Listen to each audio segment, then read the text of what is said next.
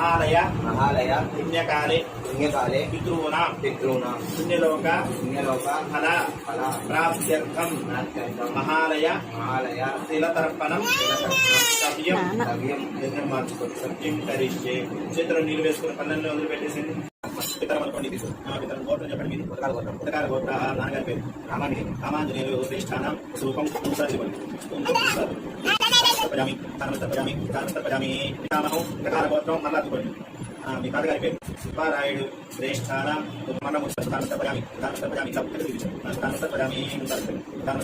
పితామహం తాతగారి పేరు ఉత్తకాల గోత్రం వెంకటస్వామీశ్వరాన శ్రేష్ఠానం ఆదిత్య పితామహి.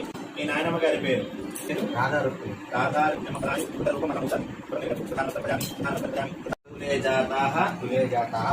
అపుత్రో గోత్రిణో మృతాః తే గృహ్ణन्तు మయా దత్తం సూత్ర నిష్పీడన ఉదకం శ్రీరామ.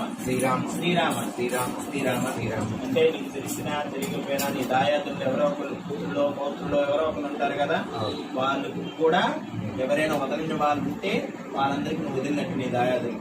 నీ దాయాదుల్లో ఎవరు వదలకపోయినా ఆ దాయాదుల్లో ఒక్క వ్యక్తి వదిలితే నీ దాయాదులందరికీ చదువుతుంది.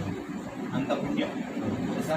పితృతర్పణాలు, ఈ తర్పణాలు తీర్థంగా స్వీకరించి పితృదేవతలు మహాలయ పుణ్యకాలంలో నరకాది లోకాల్లో ఎవరైతే ఉన్నారో వాళ్ళందరూ పుణ్యలోకాలకు వెళ్తారట. అంత పవిత్రమైంది. అది కూడా మీ నాన్నగారి సంవత్సరం విమోకమయ్యేంత వరకు కూడా నీకు అధికారం లేదు. ఒక సంవత్సరం విమోకమైంది కాబట్టే ఈ ఈరోజు తర్పణాలు వదిలే అధికారం వచ్చింది. అది ఒకటి.